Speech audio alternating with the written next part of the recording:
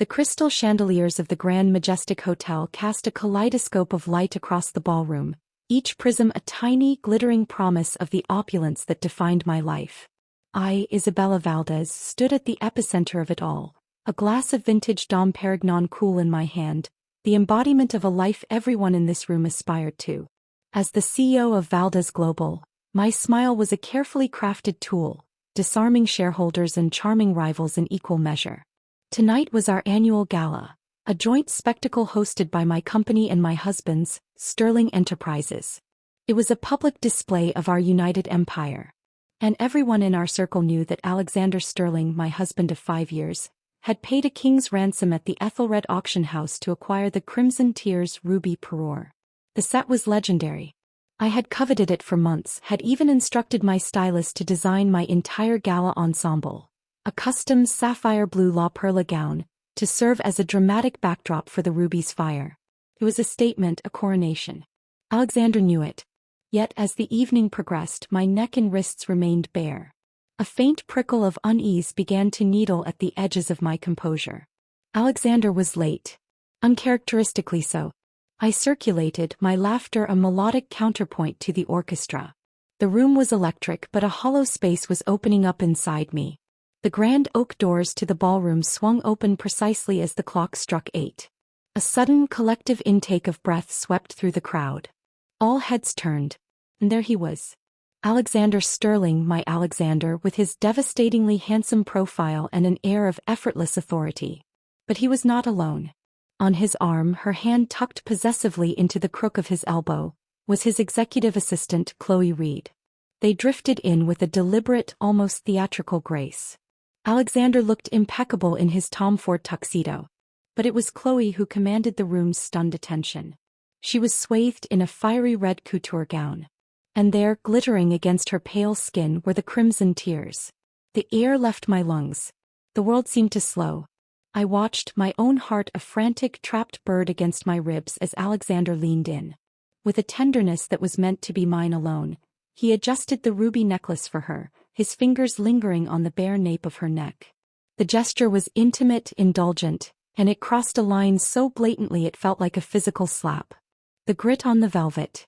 The sting in my eyes I refused to acknowledge. In that single horrifying moment, the foundation of our world, the childhood friendship blossoming into a passionate love, the 5 years of a marriage we'd built together, shattered. I had money, power, a name that opened every door. I could have any man in this city. And in that instant I knew I no longer wanted the one who was tainted. Somehow my feet carried me forward.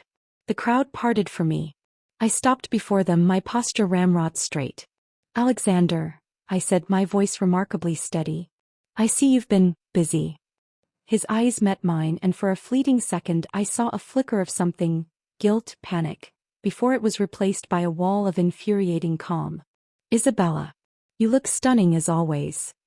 His gaze swept over my sapphire gown, a deliberate omission. Chloe gave me a small, polite smile. Good evening, Miss Valdez. Up close, there was something about her features, a vague, unsettling familiarity I couldn't quite place. My gaze remained fixed on Alexander. That's a nice set you're wearing, Chloe, I remarked, my tone even. Looks almost identical to the one I had my eye on. The unspoken accusation hung in the air. Everyone here was sharp. They didn't need it spelled out. Under my unwavering stare, she grew flustered, her eyes darting toward Alexander. Don't misunderstand, Isabella, Alexander said smoothly. Chloe mentioned she'd never been to an event of this caliber and didn't have appropriate attire or jewelry. It was a simple token of appreciation. A simple token. A king's ransom, reduced to a party favor for his secretary. The rage that surged within me was so pure it was almost calming. I arched a single brow and nodded, a silent signal to my assistant, David. A heartbeat later, the ballroom doors opened again. A procession of sales staff from the city's most exclusive jewelers marched in, each carrying velvet-lined gift boxes. They formed a silent, imposing line. Alexander looked at me, puzzled. Isabella, what is this? I folded my arms. Go on, Alexander. Pay the bill. I swept my hand toward the gathered secretaries. There are so many hardworking assistants here tonight. You're so kind-hearted you wouldn't want to show favoritism, would you? The color drained from Chloe's face. Ms. Valdez, please don't make this difficult for Mr. Sterling. It's my fault. I'll return them right away, she blurted out.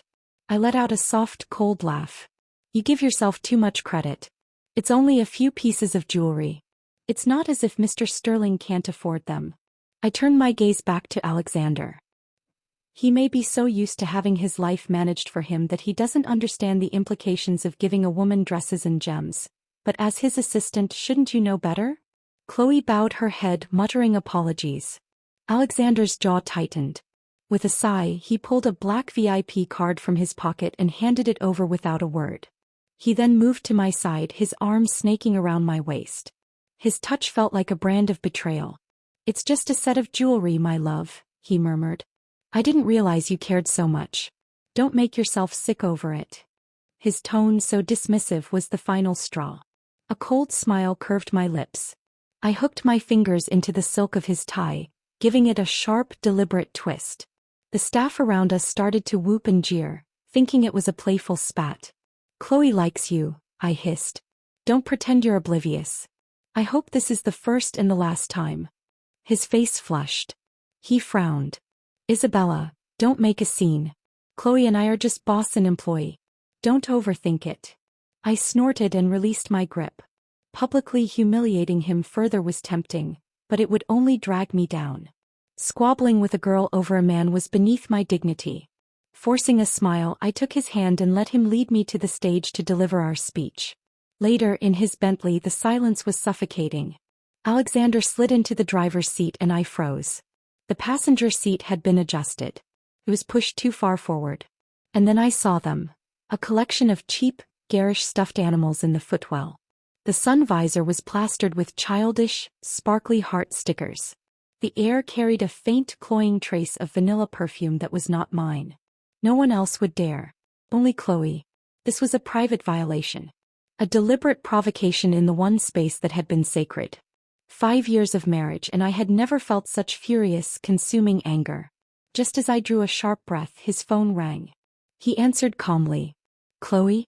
What is it? I fiddled viciously with the seat adjuster and heard him say, Okay, don't worry. I'll come over right away. He ended the call. I'm going to return that jewelry set. She doesn't have the receipt. I need to handle it. I'll call a driver to take you home. I stared at him. Was he really about to abandon me for a missing receipt? Don't you dare, I stammered. He sighed. Isabella, please. Chloe has a strong sense of pride. After the way you treated her, she's very upset. I laughed, a harsh, bitter sound. Was she proud or was she deliberately provoking me? Why can't she return it herself? His gaze turned to ice. Isabella, why make things so hard for a newcomer? When did you become so aggressive? You weren't like this before. The fire in me died, extinguished by a wave of profound exhaustion. Aggressive. He had never stood up for any woman before. And yet here he was doing it for her. He had never given another woman jewelry. He had never abandoned me for someone else. He was silent for a long moment, then called the driver. He leaned over to unfasten my seatbelt. Isabella, you're always so sharp and domineering. We're husband and wife, not just business partners. It's suffocating. I'll stay at the penthouse tonight. We both need to cool down. So that was it. He was tired of me. He was making excuses, covering his betrayal by blaming me. I shut the car door and watched his taillights disappear. I, Isabella Valdez, cannot tolerate even a single grain of sand in my marriage. Once love is tainted, it's time to walk away. Pulling out my phone, I dialed my best friend, Sophia. Sophia, I said, my voice eerily calm. Help me draft a divorce agreement. The silence in my penthouse was a living thing, thick and heavy. It was a stark contrast to the roaring in my ears that had been there since Alexander drove away. I stood on the balcony, the city lights twinkling below like a bed of cold, distant stars. The chill night air did nothing to cool the fire in my veins. Sophia arrived within the hour, her face a mask of concern that hardened into grim resolve as I relayed the events of the gala. We sat in my study, the soft glow of the desk lamp illuminating the first draft of my freedom. He called you aggressive? She seethed, her fingers flying across her laptop keyboard. For not rolling over while he publicly showered his secretary with jewels you specifically wanted? The audacity. It's not about the jewels, Sophia, I said, my voice quieter than I intended. I was looking out the window again, but I wasn't seeing the city. I was seeing Alexander's fingers on Chloe's neck. It's about the disrespect. The deliberate humiliation. He wanted to teach me a lesson. To remind me that I shouldn't take his devotion for granted. I let out a short, bitter laugh. Well, lesson learned. The next morning I went to the office as if nothing had happened. My mask was back in place, flawless and impenetrable. I was Isabella Valdez, and a personal crisis would not impede the machinery of my empire. But the air in Valdez Global was different. My employees' usual respectful nods were tinged with a new, unspoken pity. The news had spread as it always does in our world, carried on whispers and sidelong glances. As I stepped out of my car, a flurry of movement caught my eye. A young woman, head down and frantic, barreled straight into me. My leather portfolio fell to the ground, and the latte in her hands splashed across the front of my cream-colored coat. 2 security guards were on her in an instant, their voices sharp. "Watch where you're going." The girl, she couldn't have been more than 22, froze, her face a picture of pure terror. She scrambled to pick up my bag, her hands shaking as she tried to wipe the coffee stain from my coat with her sleeve. When it stubbornly remained, a desperate sob escaped her. "I'm so sorry, Ms. Valdez. Please, I'm so sorry." In the dead of winter she wore only a thin, cheap jacket. Large, dark sunglasses obscured half her face, but they couldn't hide the faint yellowish-purple bruise peeking out from underneath the frame on her cheekbone. Her distress was so raw, so genuine, it cut through my own simmering anger. At that exact moment I looked up and saw him.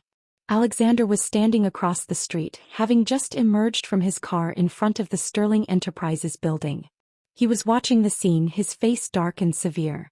For the first time in all the years I'd known him, I saw a flicker of pure loathing in his eyes directed at me. He saw a proud, cold woman being served by a cowering, unfortunate girl, and he judged me for it. The realization was a fresh wound. I stepped back, raising a hand to stop the guards. I reached down and pulled the girl up by her arm. Her fragility startled me.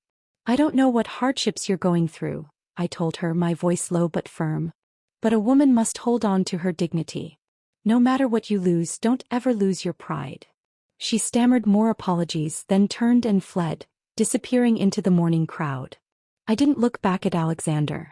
I walked into my building, my head high, the coffee stain on my coat feeling like a badge of a battle I hadn't asked for. Later, in my office, I tried to push the incident from my mind. Our lunch was always prepared by the Sterling family's private chef and delivered to my office. Another one of Alexander's possessive, controlling habits disguised as affection. He always came to eat with me. It was a ritual.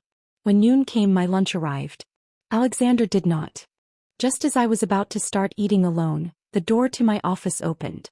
Alexander walked in, and trailing behind him like a lost, sorrowful puppy, was Chloe Reed.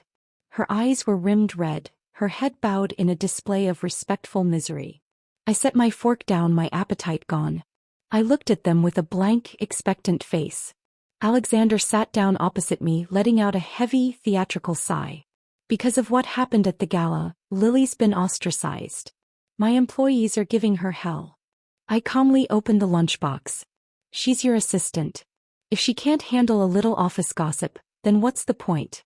I expect you to manage your people properly." I met his gaze.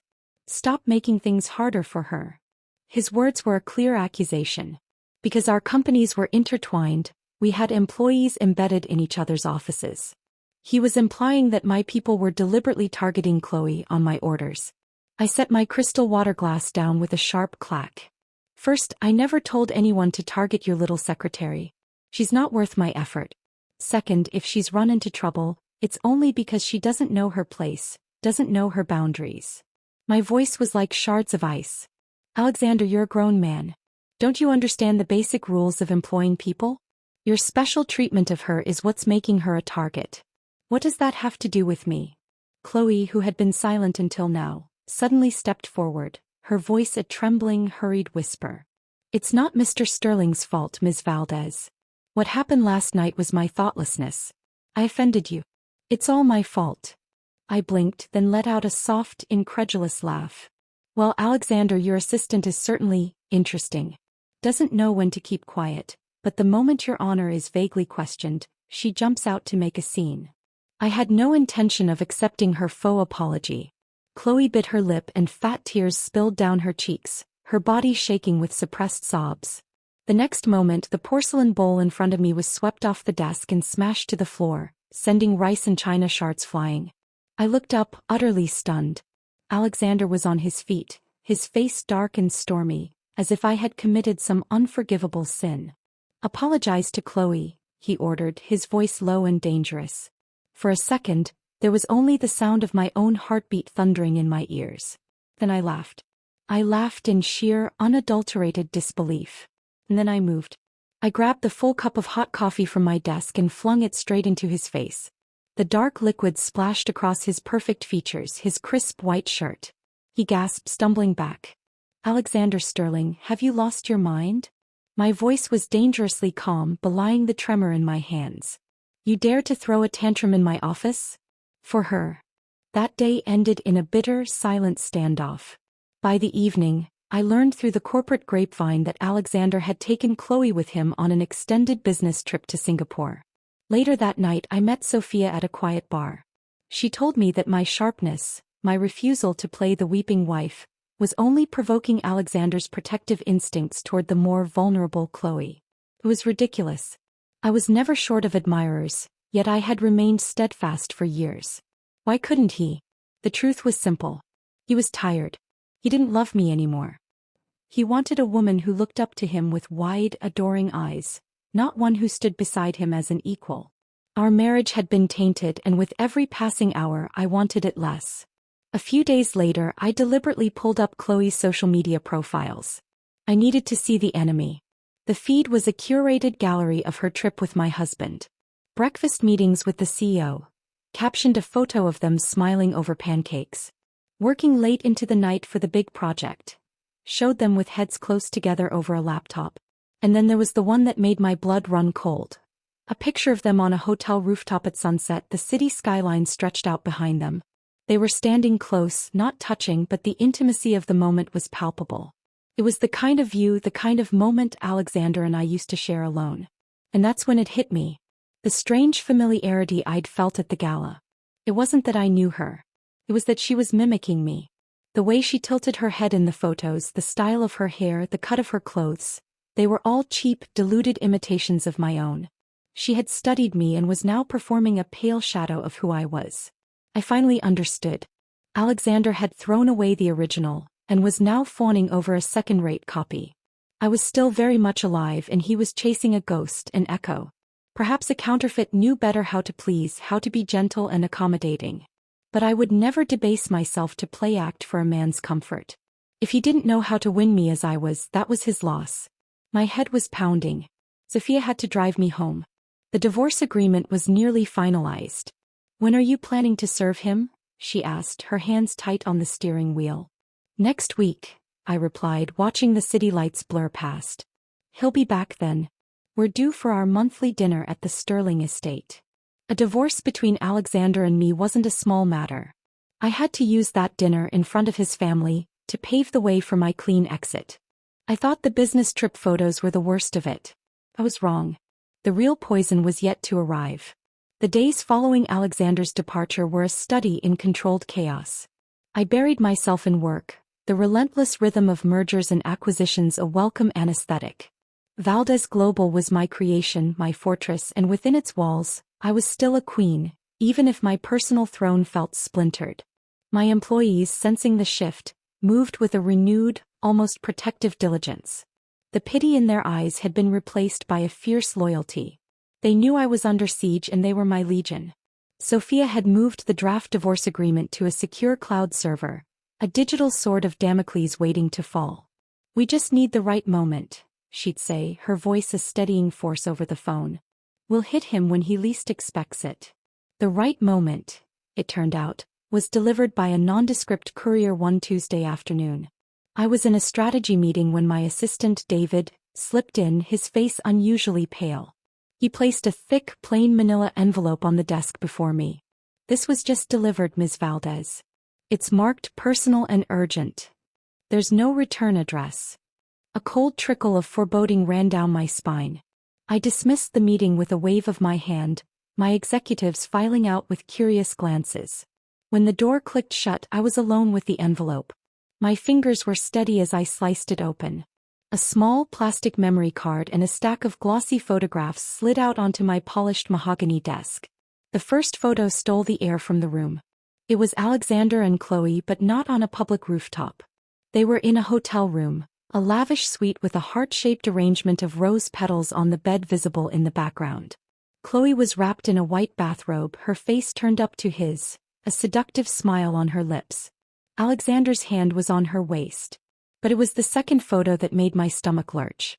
A close-up, slightly blurred, of Chloe's chest, the robe falling open to reveal a vivid dark red mark just above her breast. My body went rigid. A tremor started deep within me, a seismic shock that felt like my heart was being strangled by an invisible, tightening rope. I picked up the memory card, my hands now shaking visibly, and inserted it into a spare, air-gapped laptop I kept for sensitive documents. The video player opened. The quality was high. It was dusk on a hotel terrace, the same one from Chloe's social media post, but the angle was different, more intimate. The camera zoomed in. Alexander was cupping Chloe's face, his thumb stroking her cheek. The look in his eyes was one of tender affection, a look I hadn't seen him give me in months. The brilliant sunset painted them in a romantic golden light. They were the picture of a perfect couple. He leaned in, she tilted her face up, their lips a breath apart. I snapped the laptop shut so hard the sound echoed in the silent office. My breath came in short, sharp gasps. The room spun. Who sent this? I managed to ask David, who had been waiting silently by the door. My voice was a strained whisper. It was a courier, Ms. Valdez. The receptionist signed for it. No one saw who dropped it off. Find out. Discreetly, I ordered, my voice regaining a sliver of its steel as I forced myself to breathe. I gathered the photos and the memory card, placing them neatly back into the envelope. Felt like holding a live viper. It's her, isn't it? Sophia spat when I called her, her rage a welcome echo of my own. That shameless social climber. She's getting desperate, trying to force your hand. It doesn't matter who sent it, I said, my voice numb. The intent is clear.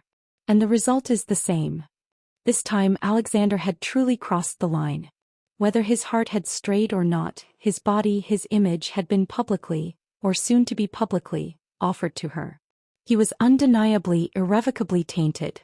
Still, I told myself, just wait. One more day. The Sterling family dinner was tomorrow. I would be free soon. The next morning I learned through my network that Alexander had returned and had immediately held a disciplinary meeting, coming down hard on several employees who had been openly critical of Chloe. 2 of them were my close allies, part of my inner circle. He was purging my influence, protecting his mistress. The betrayal cut deep, but it only solidified my resolve. That evening I dressed with deliberate care. A simple, elegant black dress. Understated diamond studs.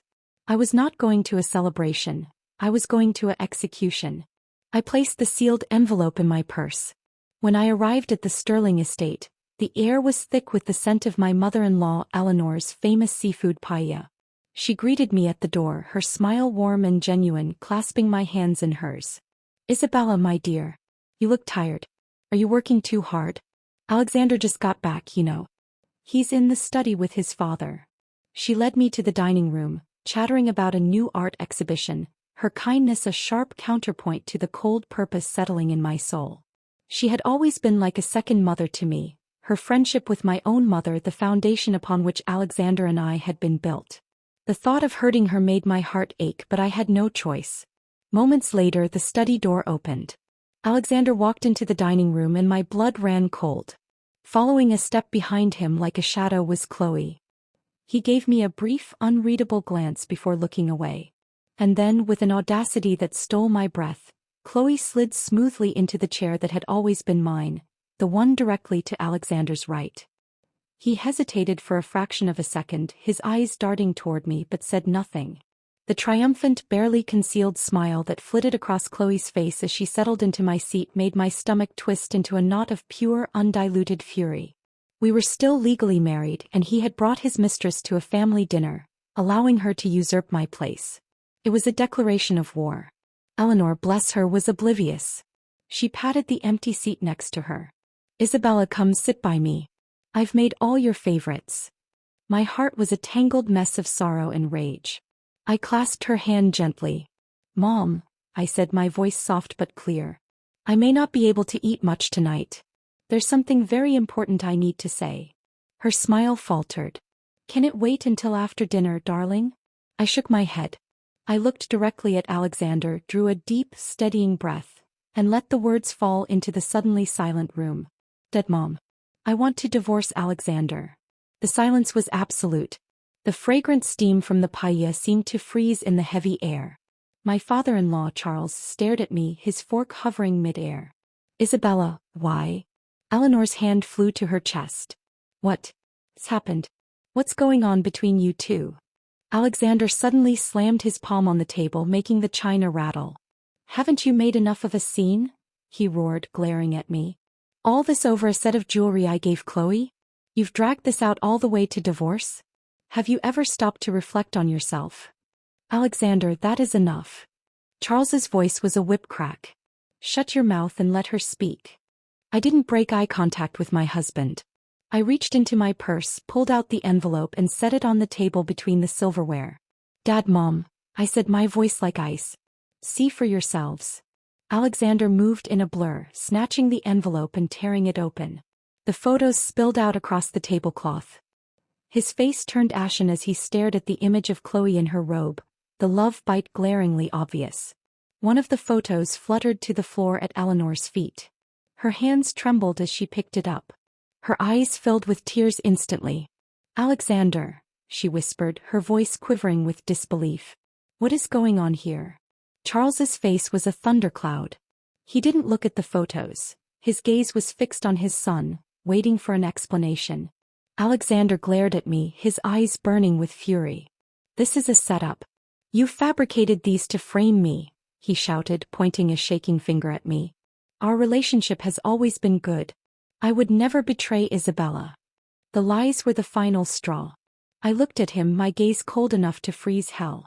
Alexander, you don't need to explain anymore. These photos and the video on that memory card are real. I, Isabella Valdez, have always lived with integrity. Even if I wanted a divorce, I would never stoop to such lowly tricks to slander you. Charles's face darkened with a rage I had never seen before. He slammed his fist on the table. You will give us a clear explanation today. Dad, you know me. Alexander protested, his voice desperate.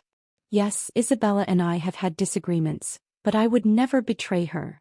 Then, as if a thought had just occurred to him, he turned on Chloe, who had shrunk into her chair, her face a mask of terror. He pointed a vicious finger at the photos on the floor. What is the meaning of this? He demanded, his voice dropping to a dangerous low. We never did anything. So why do these pictures exist? Chloe's face went deathly pale. She rose unsteadily to her feet, her body trembling. I don't know, Mr. Sterling. You have to believe me. I really don't know how these ended up in Ms. Valdez's hands. Alexander's eyes bulged. He kicked his chair back, advancing on her. What are you saying? Are you admitting that what these pictures show really happened? He snarled. Then why don't I remember a thing? Chloe stumbled backward until her back hit the wall. Tears welled in her eyes. Mr. Parker, please don't be like this. I'm scared, she choked out. All I remember is that night you were drunk on the hotel balcony staring at the sunset. You mistook me for Ms. Valdez. You held me, calling her name again and again. I tried to push you away, but you wouldn't let go. I really don't know why Ms. Valdez found out about this. Please, you have to believe me. I was going to keep this buried in my heart forever. She broke down, sobbing uncontrollably. Alexander's expression went blank. He let out a bitter, disbelieving laugh and shook his head. Impossible. How could I not know what I've done? Maybe I mistook you for Isabella. But I would never go further. I would never touch you. His words, meant as a defense, cut her deeply. Humiliated beyond endurance, she let out a choked cry, turned and fled the room. Alexander finally turned back to me, his eyes full of a desperate, raw grief. Isabella, believe me. I've never betrayed you. I looked at him, feeling nothing but a vast, empty numbness.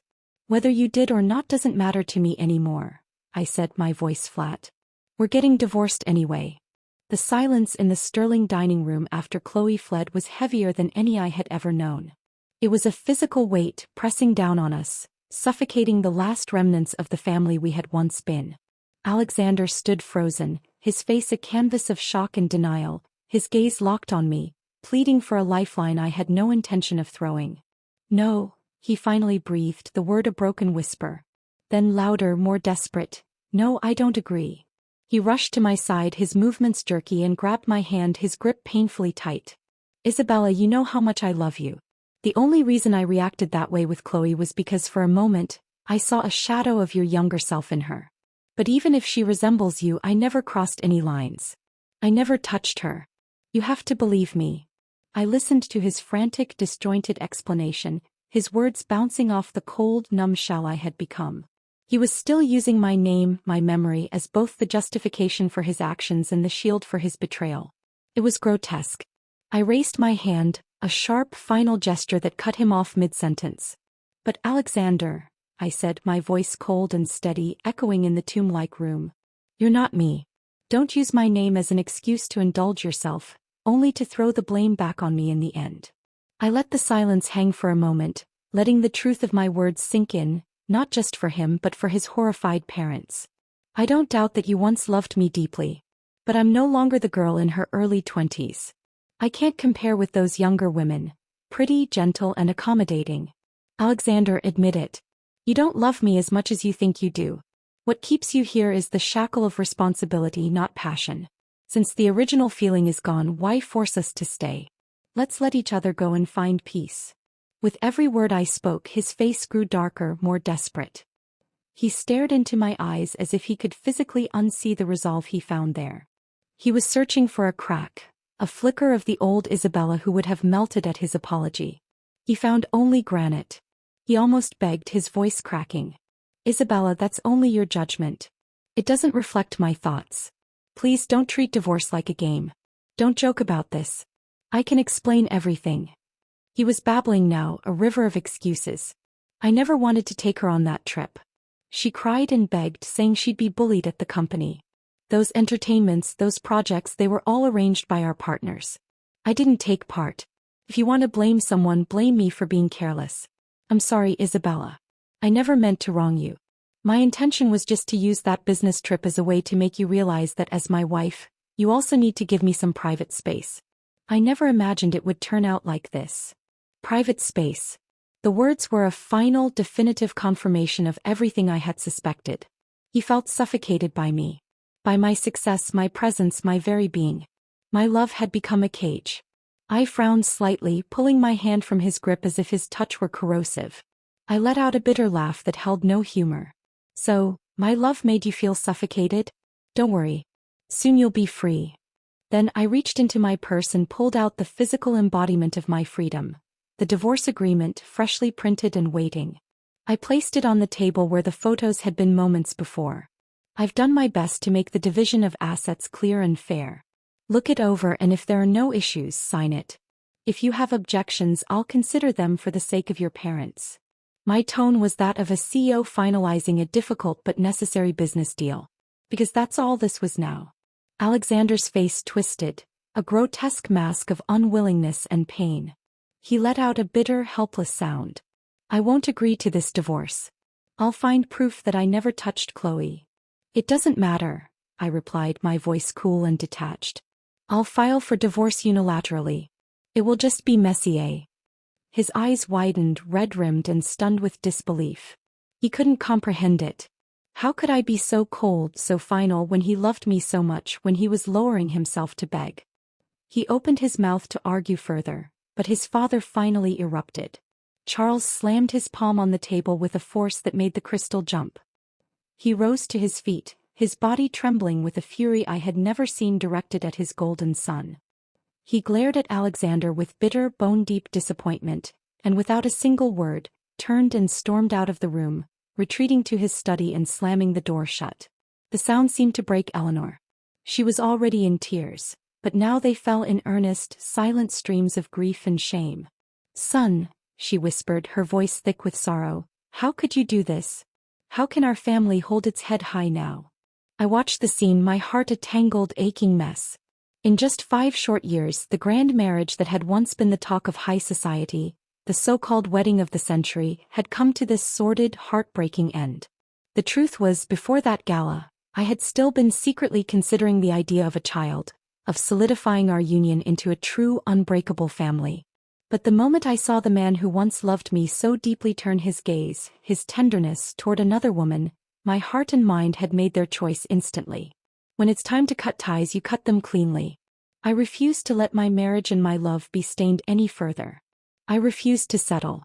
I didn't wait for Alexander to say anything else. I simply turned and walked out of the dining room, out of the Sterling estate, leaving the ruins of our life behind me. I didn't look back. The next few days were a blur of strategic planning and emotional fortification. I went to see my father at his tranquil villa. He had stepped back from the business years ago to enjoy his peace, and I usually visited him to share the little, cheerful details of my life. This time I told him I planned to divorce Alexander. He was shocked into silence at first, his face paling. But to his credit, after a long moment, he simply nodded and said, "If that is your decision, Mija, I trust you." Yet later I heard him in his study, his voice a low, worried murmur, undoubtedly on the phone with Charles. In the past, whenever Alexander and I had quarrels, our fathers would communicate privately, a behind-the-scenes diplomacy that had always smoothed things over. My own father had been our biggest champion. But this time was different. Seeing me come home alone every night, my face set in grim lines of resolve, he finally realized things had reached an irreconcilable point. He stopped spending his days in peaceful leisure and instead began to nag me constantly. "He's always been so good to me, Isabella," he'd say, trying to find a chink in my armor. "You've called him so many times these past few days. Has he answered? He must be hiding because you broke his heart." I couldn't help but smile at the evasive look in his eyes. He'd been so anxious his lips were chapped from worrying. "Dad, don't waste your breath," I said firmly, placing a hand on his shoulder. "I am definitely going through with this divorce. But rest assured I'll take care of everything and won't let it affect your friendship with Charles." He looked at me, his old eyes searching mine. "You really feel no regret? No sadness at all about losing him?" I patted his shoulder. "After the divorce he'll just disappear from my world. Time will make me forget." He opened his mouth as if to say something more, to warn me or comfort me, but in the end he just sighed and shuffled away, muttering that he wasn't sure whether raising me to be so independent and capable had been a blessing or a curse. I knew why Alexander wasn't answering my father's calls. Sophia kept me updated. He had disappeared, throwing all his resources into tracing the source of those photos.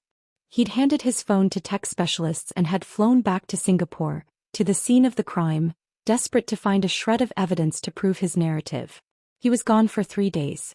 Sophia went to Sterling Enterprises every day on my behalf, demanding the signed agreement, but he was unreachable. Chloe, she reported, hadn't been seen at the office since the dinner. The stage was being cleared for the final act. On the 5th day after his disappearance, as I was reviewing asset portfolios with my lawyer, a notification popped up on my phone. A video file sent from an unknown number. The thumbnail was dark, but the background looked familiar, an enormous open-air terrace.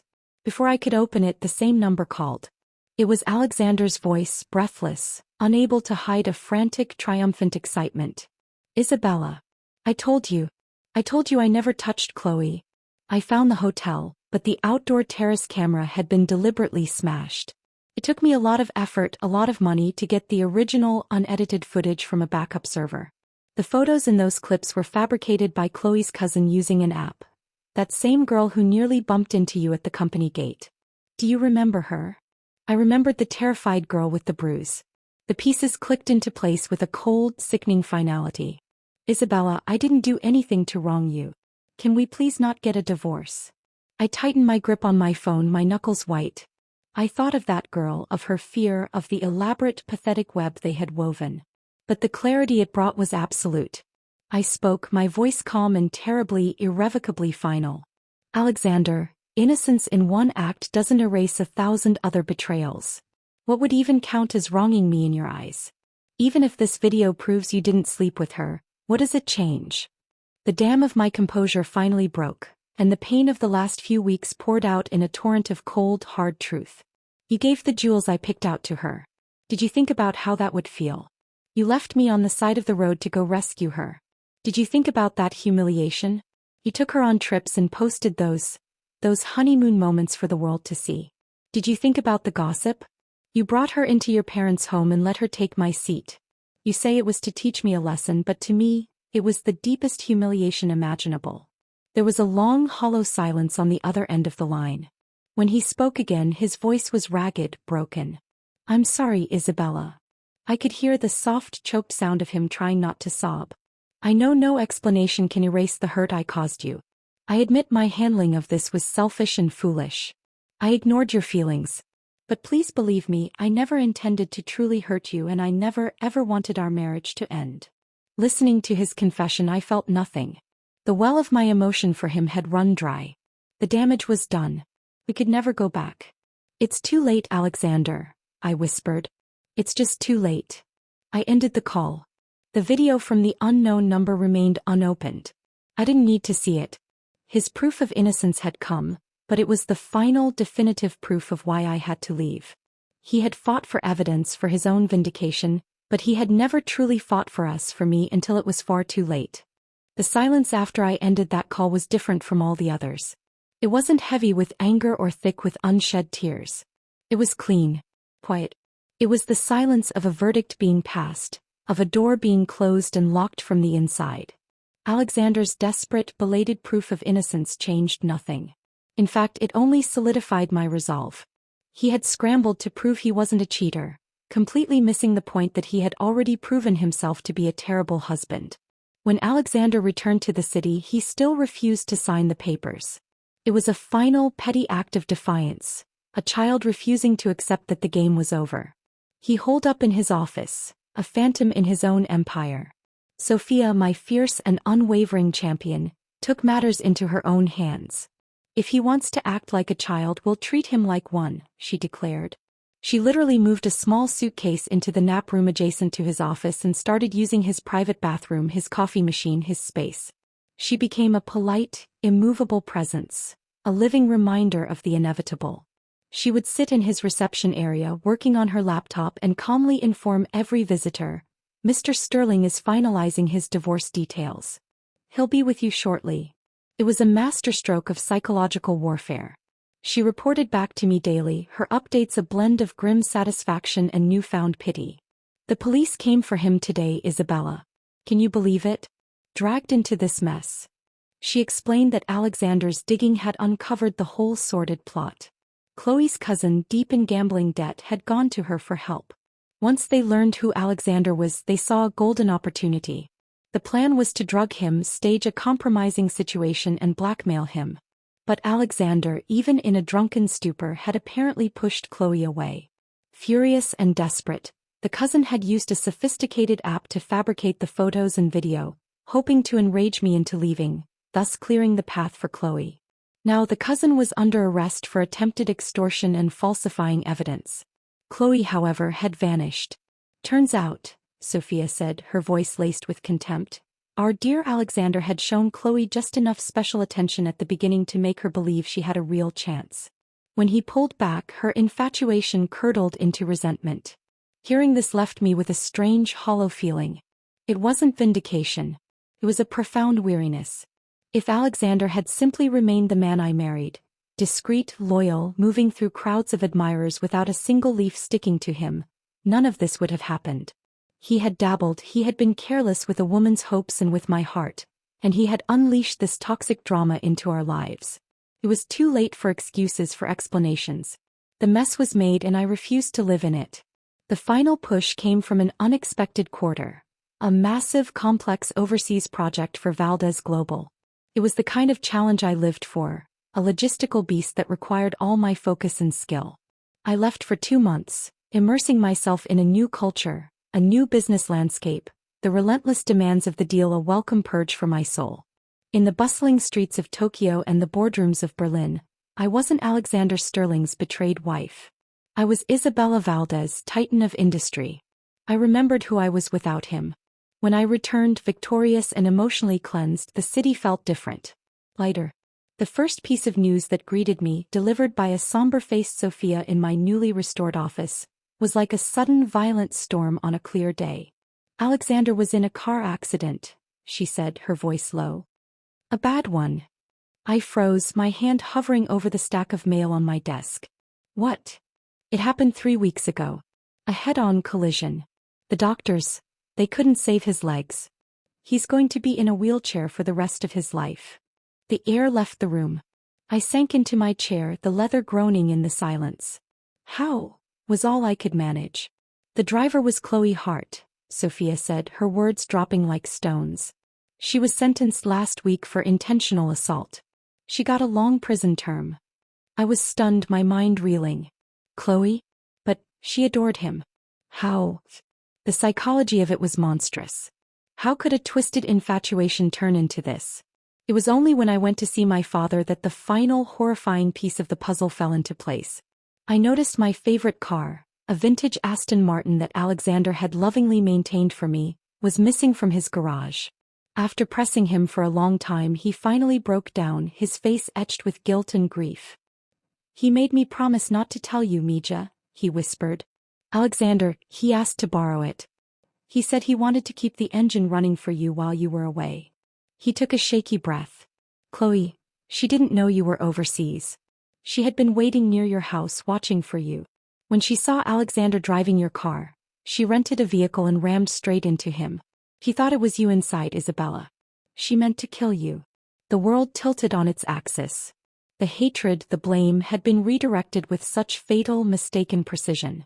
By then everyone had abandoned Chloe. She had lost her job, her reputation, her future. And in her broken mind she had put all the blame on me. Alexander, in a final tragic act of, what? Penance. He had taken the hit meant for me. The knowledge was a physical blow. I felt a dizzying mix of horror, a grotesque kind of guilt, and a sorrow so deep it had no bottom. He had saved my life and in doing so had destroyed his own. After a week of gathering my courage, I went to the hospital. The VIP ward was hushed, a world of antiseptic smells and quiet despair. I knocked softly on his door. Go away. The voice from inside was deep, hoarse with pain and a bitterness I had never heard from him before.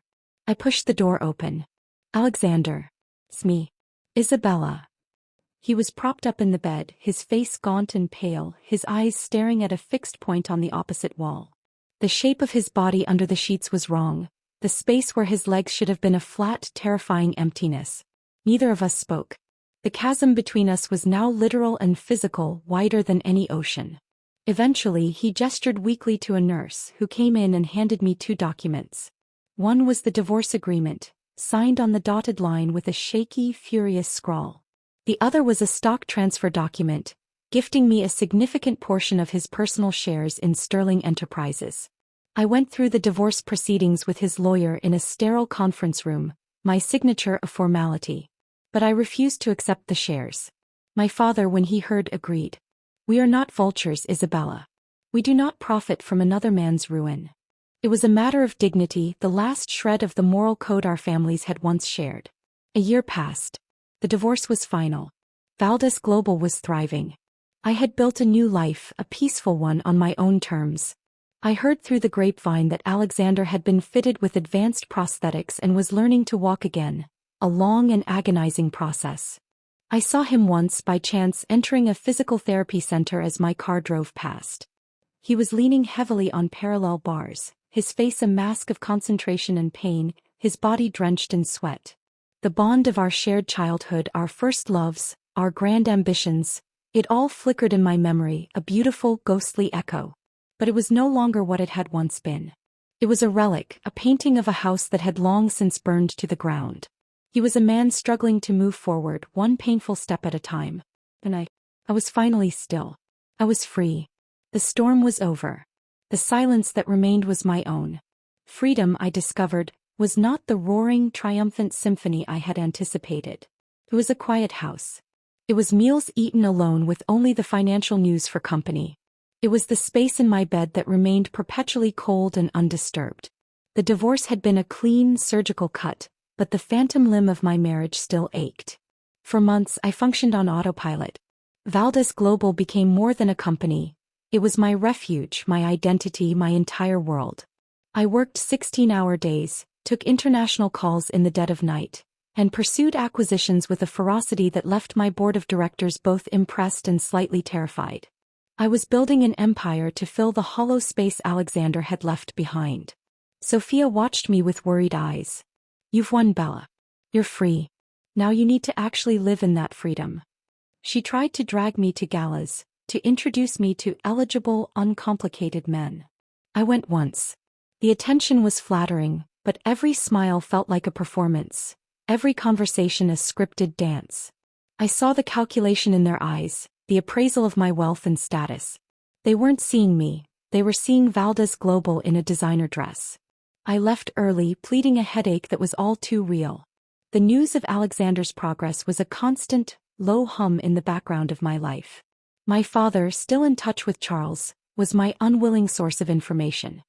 "He's struggling," Dad would say over our weekly dinner, his voice heavy. "The physical therapy is brutal. Charles says his spirit, it's broken." He'd look at me, a silent question in his eyes. "Are you happy now? Is this what you wanted?" I never had an answer. What I felt wasn't happiness. It was a grim, gray satisfaction that I had been right to leave. But rightness offered no warmth on a cold night. It was during this time that I started dreaming of the rubies. Not the crimson tears, but the ones from my childhood. My mother had a simple ruby pendant, her most prized possession. She'd let me hold it sometimes, its deep red glow warm against my small palm. "This is the fire inside us, Isabella," she'd whisper. "No one can take it from you unless you let them." In the dreams, the pendant would be around Chloe's neck, then it would transform into the crimson tears, their facets weeping blood that stained my hands. I'd wake up gasping, the phantom weight of the gems cold against my skin. I knew then that I wasn't free. I was just running. And the past was a faster, more relentless hunter than any corporate rival. The catalyst for my unraveling came in the form of a small, tastefully embossed envelope. An invitation to the annual Ethelred charity auction, the very same event where Alexander had acquired the crimson tears. My first instinct was to decline. The memory of that place was an open wound. But a fiercer, more stubborn part of me rebelled. Hiding was a form of defeat. Isabella Valdez did not hide. I went alone. I wore a simple, severe black gown, no jewelry. I was a silhouette, a statement in absence. The auction hall was just as I remembered. Opulent, buzzing with the low murmur of old money and new ambition. I took my seat, my back straight, my face a calm mask. I could feel the eyes on me, the whispers. "There she is. Sterling's ex. The one who walked away." The auction began. Paintings, sculptures, rare books.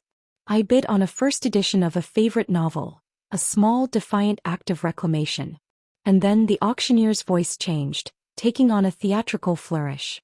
"And now, ladies and gentlemen, a piece with a rather storied history. The Crimson Tears Ruby Parure." The air left my lungs. There they were, displayed on a velvet stand under a spotlight, burning with the same malevolent fire. The room erupted in excited chatter. The scandal had only increased their notoriety, their value. My heart hammered against my ribs. A visceral, possessive fury rose in my throat. The word was a primal scream in my mind. They were supposed to be mine. Alexander had stolen that, Chloe had defiled it, and now they were here, a beautiful, cursed relic of my humiliation. The bidding started fast and furious. A sheik, a tech billionaire, a Russian oligarch's wife. The numbers climbed, astronomical, obscene. I sat frozen, my program crumpled in my sweaty hand. "And we have 5 million from the gentleman in the back." Do I hear 5-5? 5-5 to the lady in the front. 6 million. A cold clarity washed over me. This was not about possession. This was about exorcism. I raised my paddle. A ripple of surprise went through the room. The auctioneer's eyes found me, a flicker of recognition in his gaze. "We have 6-5 from Ms. Valdez." The bidding continued, now a duel between me and the oligarch's wife. 7 million. 8. The room watched, breathless, sensing a drama far more compelling than the sale of jewels. 10 million, I said, my voice clear and steady, cutting through the buzz. Silence. The oligarch's wife shook her head, a small, conceding smile on her lips. The auctioneer's gavel fell. Sold.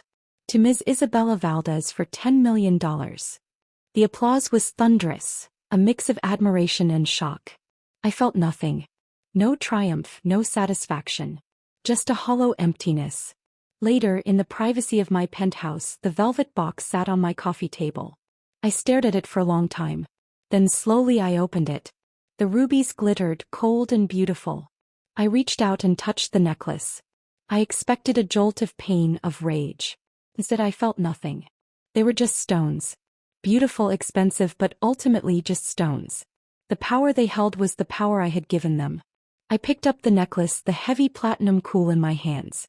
I walked to my full-length mirror and held it up to my throat. The woman who stared back was not the betrayed wife from the gala. She was older, harder, her eyes shadowed with a pain that had carved new depths into her face. The rubies looked like what they were. A trophy, a prize won in a bitter war. They did not belong on this woman. They belonged to a ghost. I didn't put them on. I closed the box. The next morning I called my lawyer. I want to liquidate the Crimson Tears, I told him. Every last dollar is to be donated to the New Women's Leadership Foundation. Specify the funds are for programs helping women rebuild their lives after trauma. It was the final cut. Not from Alexander but from the story he and I had written together. I was no longer a character in that tragedy. I was the author of my own. The peace that settled over me after that was different. It wasn't the stark silence of solitude. It was the quiet hum of a machine that had finally, after a long and arduous repair, begun to function properly again. I had not just left a man, I had reclaimed myself. And for the first time since the gala, the quiet in my house felt like peace, not absence. The donation of the Crimson Tears proceeds sent ripples through the city. The headlines were a satisfying mix of praise and bewildered speculation. Valdez turns scandal into scholarship. One read. $10 million Phoenix. From marital ashes, a foundation rises. For the first time in over a year, the public narrative about me was not tied to Alexander, to the divorce, or to the accident. It was about my agency, my decision, my money. The weight of their gaze shifted from pity to respect. It was liberating. The Women's Leadership Foundation became my new obsession, a constructive channel for all the fierce energy I had once poured into my anger. I didn't just want to write a check. I wanted to build an institution. I spent weeks with architects, not for a corporate skyscraper, but for a welcoming, light-filled campus that would house career counseling, legal aid, psychological support, and educational grants. I named it the Emilia Valdez Center, after my mother. It was a tribute that felt more fitting than any jewel. It was during the planning of the center's mentorship program that I encountered him. Lucas Thorne was a renowned architect, known for his innovative, human-centric designs that seamlessly blended form with function. He was a few years my senior, with a quiet intensity and a gaze that felt like it saw straight through corporate facades. His firm had submitted a proposal for the Emilia Valdez Center, and it was breathtaking. It wasn't just a building. It was a statement of hope, with open atriums, collaborative spaces, and private gardens for reflection. We met in my office to discuss his vision. He was nothing like the men in my world. He wore a simple, well-cut linen shirt, no tie. His handshake was firm, his eyes a calm, intelligent gray. He didn't fawn or flatter. Your brief mentioned a place of strength and renewal, Ms. Valdez, he began, unrolling his plans across my conference table. But I think it needs to be more than that. It needs to be a place of permission. Permission to be vulnerable, to be uncertain, to start over. The architecture should facilitate that, not intimidate it. I was captivated. He spoke about load-bearing walls and natural light with the same passion Alexander had once reserved for stock market trends and acquisition targets. But this passion was pure. It was about creating, not conquering. We began working closely together. Site visits, long meetings reviewing material samples, brainstorming sessions that stretched into the evening. It was a different kind of partnership, a meeting of minds focused on a single, beautiful purpose. He never asked about my past. He was interested in my ideas, my opinions on the flow of a room, the quality of the light in a counseling space. With Lucas, I wasn't Isabella Valdez, the scandalous divorcee or the ruthless thief. I was Isabella, the client with a vision. One evening we were the last ones at the construction site, the skeleton of the center outlined against the twilight sky. The air was cool, smelling of fresh-cut wood and damp earth. "It's going to be magnificent, Lucas," I said, my voice soft with a feeling I hadn't experienced in years, pure, unadulterated pride. He stood beside me, his hands in his pockets. "It already is. The vision is the hardest part. We're just giving it a shape." We stood in comfortable silence for a moment. Then he spoke again, his tone gentle. "I read about the foundation. About the rubies. That was a brave thing to do." A familiar wall started to go up inside me. I was so used to people tiptoeing around the subject, their curiosity masked as concern. But Lucas's comment didn't feel invasive. It felt like an acknowledgement. "I suppose it was," I replied, keeping my gaze on the building. It felt less like bravery and more like taking out the trash. He let out a low, genuine laugh. "The most expensive trash removal in history." I smiled, a real, unforced smile. "Something like that." "It's a powerful message," he said, his tone turning serious. "That your past doesn't get to design your future. You're the architect of that." His words landed deep within me, settling in a place that had been hollow for so long. He saw it. He understood the symbolism not as a grand philanthropic gesture, but as a personal act of reconstruction. It was then that I realized I was no longer just building a center for other women. I was, brick by brick, blueprint by blueprint, building a new version of myself. And for the first time, the prospect of that future didn't seem lonely. It seemed full of light and space and quiet, purposeful creation. As we walked back to our cars, he didn't try to ask me for a drink or suggest dinner. He simply said, "The samples for the interior cladding arrive tomorrow. I'll have them sent to your office by 10. "Thank you, Lucas," I said. "I'll look forward to it." Driving home, the city lights seemed brighter, more full of possibility. The ghost of Alexander, the sting of the rubies, the memory of Chloe's triumphant smile, they were all still there, but they were fading like old photographs left in the sun. They no longer dictated the design of my life. I was the architect now. And for the first time I was genuinely excited to see what I would build. The Amelia Valdez Center opened on a bright, crisp autumn morning. The air itself seemed to hum with a new kind of energy. There were no stuffy galas or black tie events. Instead, the wide, sun-drenched atrium, Lucas's masterstroke, was filled with the sounds of children laughing in the attached daycare, the quiet murmur of women in conversation in the counseling suites, and the determined clicks of keyboards in the vocational training labs. I stood by the glass wall watching it all. This was not a monument to my wealth or a reaction to my pain. This was a living, breathing entity, a testament to the resilience I had found not in spite of my past, but because of it. The rubies were gone, their value transmuted into something far more potent. Opportunity. Lucas came to stand beside me, his presence a quiet, steady constant that had become essential over the past year. He didn't say anything. He didn't need to. The satisfied gleam in his eyes as he watched people move effortlessly through the spaces he had designed said it all. Our partnership had deepened, evolving from a professional relationship into a profound friendship and now into something more. Something tender, patient, and built on a foundation of mutual respect rather than passionate, volatile obsession. It was in this moment of quiet triumph that my assistant, David, approached, his expression carefully neutral. "Miss Valdez," he said softly. "Mr. Sterling is here. He'd like a word if you're available." The name landed not like a blow but like a distant echo. I felt Lucas's gaze on me, questioning, supportive. I gave a small, almost imperceptible nod. "It's all right. Show him to the courtyard garden, please. I'll be there in a moment." I excused myself and walked through the center, the very embodiment of the new life I had built. I pushed open the glass door to the private courtyard. And there he was. Alexander was standing, leaning heavily on a polished carbon fiber cane. He was thinner, his face etched with lines of pain and a maturity that had been absent before. The arrogant, careless boy was gone, replaced by a man who had been broken and was slowly, painfully reassembling himself.